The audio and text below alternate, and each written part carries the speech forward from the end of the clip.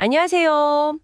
오늘은 1973년 7월 8일에 있었던 질의응답 기록인데요. 이걸 통해서 현대사회 문제들을 좀 다른 시각, 영적인 관점에서 살펴보려고 합니다. 네, 기아, 인구 문제, 또 정신건강, 환경오염, 개인의 삶과 업보까지 정말 다양한 질문과 답변이 있더라고요. 맞습니다. 청취자분께서 이 자료에서 어떤 핵심 통찰을 얻고 싶으실지 생각하면서 같이 한번 파헤쳐 보겠습니다.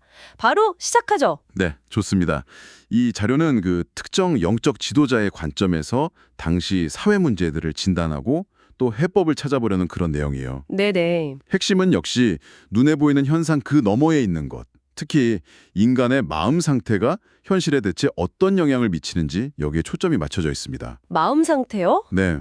조금 복잡하게 들릴 수도 있는데 청취자분께서 명확하게 이해하시고 이런 새로운 시각도 있구나 하고 얻어가실 수 있도록 제가 한번 잘 정리해 보겠습니다. 좋습니다. 그럼 가장 먼저 흥미로운 점이요.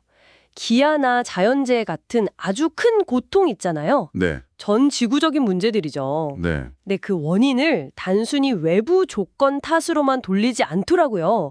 이 자료를 보면 사람들 생각, 그러니까 마음 상태의 부조화, 이게 이런 불행을 불러오는 중요한 원인 중 하나다. 이렇게 지적해요. 맞아요. 그게 아주 중요한 포인트입니다. 그러니까 외부 문제를 풀려면 먼저 내면의 조화가 필요하다는 거잖아요. 와, 이거 상당히 근본적인 접근인데요. 바로 그 점이 이 자료의 핵심 주장이라고 할 수 있습니다. 그리고 이 관점은요, 정신적인 불안정 문제에도 그대로 적용이 돼요. 아, 정신 문제까지요? 네, 신경증이나 정신분열증 같은 문제의 뿌리를 인간이 본래 가진 순수한 마음을 잃어버리고 너무 물질주의나 감각적인 쾌락에 치우치면서 생긴 그 내면의 공허함, 네. 여기서 찾는 거죠. 공허함이요? 네. 이런 상태가 되면 그 부정적인 영적 존재, 이 자료에서는 지옥령이라는 좀 강한 표현을 쓰긴 하는데 네네. 그 단어가 나오죠? 네, 보이지 않는 해로운 영향력 정도로 이해하면 될 것 같습니다. 그런 것에 취약해진다고 보는 거예요.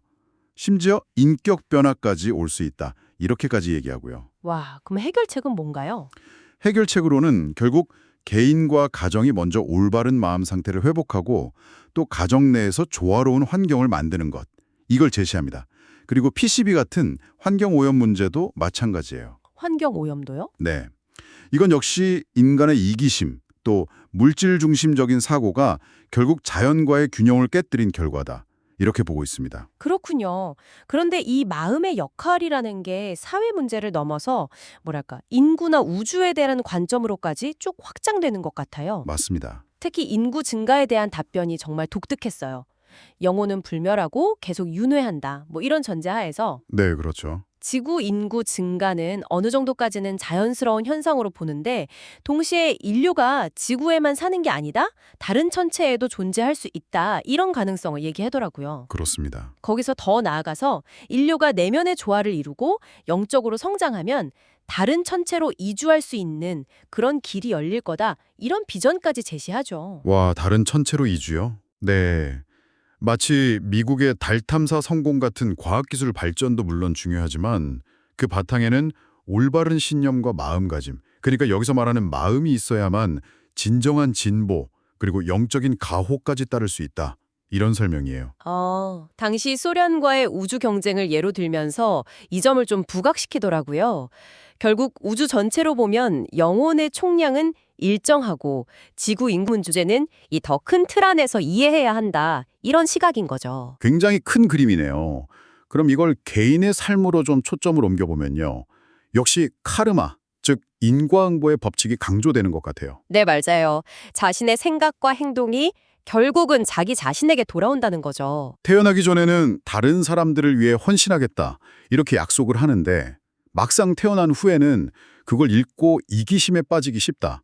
이 지적이 참 인상 깊었어요. 네, 그래서 부모님, 스승, 사회에 대한 감사하는 마음이 조화로운 삶의 기본이다. 이런 말도 하고요. 결국 감사하는 마음이 중요하군요. 그랬습니다. 그래서 개인적인 고통이나 문제들, 예를 들어 자료에 허리 통증을 겪는 사람 질문이 나오거든요. 네네.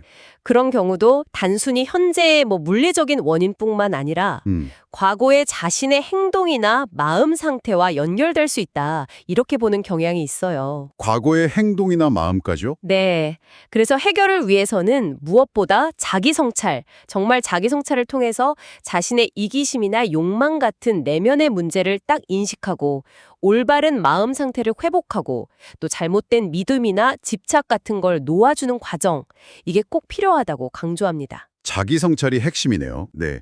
71세 노인이 자기 성찰을 통해서 내면을 정리하는 사례를 들면서 나이와 상관없이 꾸준히 내면을 탐구하는 것이 중요하다. 영적 완성으로 가는 길이다. 이렇게 이야기하고 있습니다. 오늘 살펴본 이 1973년 기록, 세상과 나를 바라보는 굉장히 일관된 관점을 제시하는 것 같습니다. 모든 문제의 중심에 결국 마음을 두고 내면의 변화가 외부 세계의 변화로 이어진다. 이 메시지를 계속 반복해서 전달하고 있네요. 네, 그렇죠.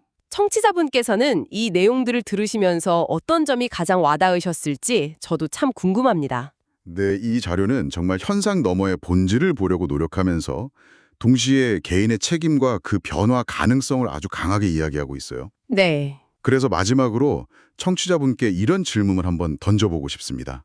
만약에요, 우리의 생각과 마음가짐이 정말로 우리가 경험하는 이 현실 세계에 직접적인 영향을 미친다면, 그렇다면 우리는 오늘 하루 어떤 마음으로 세상을 대해야 할까요? 이 질문에 대한 답을 스스로 한번 찾아보시는 과정도 꽤 의미 있는 탐구가 되지 않을까 싶습니다.